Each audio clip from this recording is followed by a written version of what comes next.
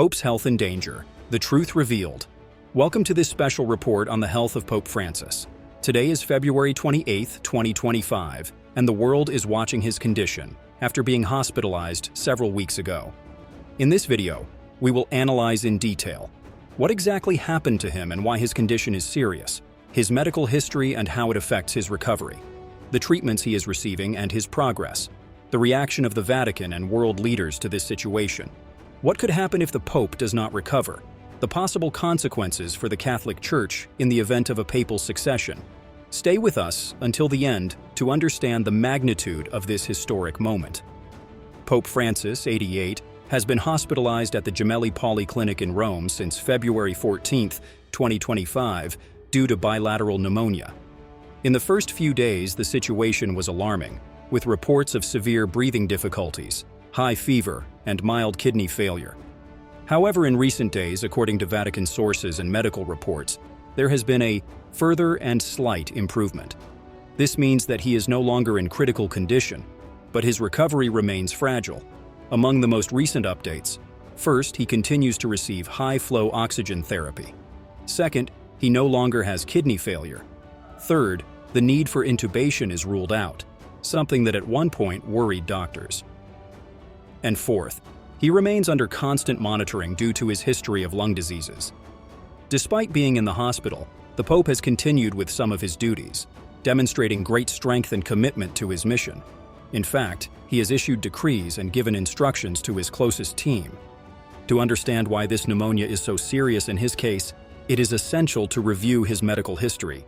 First, loss of part of a lung. At the age of 21, the Pope, Jorge Mario Bergoglio, suffered a serious lung infection, which required the removal of part of his right lung. This means that since he was young, he has had a reduced respiratory capacity, which makes him more vulnerable to lung infections. Second, recent surgeries. In 2021, he underwent colon surgery for diverticular stenosis, and in 2023 he had severe bronchitis and was also operated on for an abdominal hernia. Third, mobility problems and falls. Since 2022, he frequently uses a wheelchair due to knee problems. In 2024 and 2025, he suffered falls that caused bruises on his chin and forearm. All these factors make any respiratory disease a serious threat to him. The medical team that is treating the Pope at the Gemelli Polyclinic has implemented an intensive care protocol due to his age and lung condition. But what treatment is he receiving? Let's see. High-flow oxygen therapy. This helps him breathe without the need for intubation. Antibiotics and antifungals. Due to the polymicrobial nature of his infection, which involves bacteria, viruses, and fungi. Pulmonary physiotherapy. To prevent the pneumonia from progressing and maintain respiratory capacity. Constant monitoring of vital signs. To detect any complications in time. The Pope has also received frequent visits from his personal medical team and specialists in respiratory diseases, which demonstrates the complexity of his condition. The health of Pope Francis is a topic of global interest, and reactions have not been long in coming. Daily statements have been issued from the Vatican updating his condition, and some cardinals have already begun to meet in Rome, which generates speculation about a possible succession, and from the political and religious world. Leaders such as the President of the United States, the President of Argentina, and other leaders have sent messages of support. Other religions, such as the Orthodox Church and Islam, have also shown solidarity with the Pope. The impact of his hospitalization has been enormous, not only on the Church but on global geopolitics given his influence on social and humanitarian issues.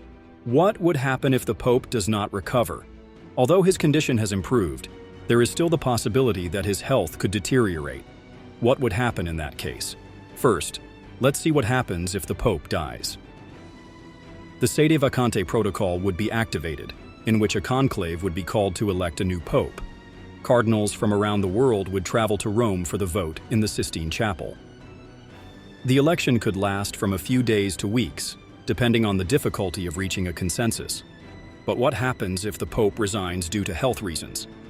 Thus, he would follow in the footsteps of Benedict XVI and could retire to a monastery. A debate would open on the possibility of regulating papal resignations in cases of illness. but both options would bring profound changes to the Catholic Church.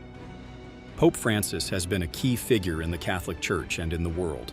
His leadership has been marked by openness to dialogue, internal reform of the Vatican, and his commitment to those most in need. Today, at 88 years old, he faces one of the greatest challenges of his life, his own health. Although there are signs of improvement, his recovery remains uncertain.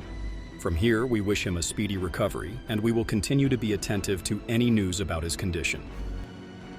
If you found this video useful, don't forget to subscribe, activate notifications, and leave us your opinion in the comments.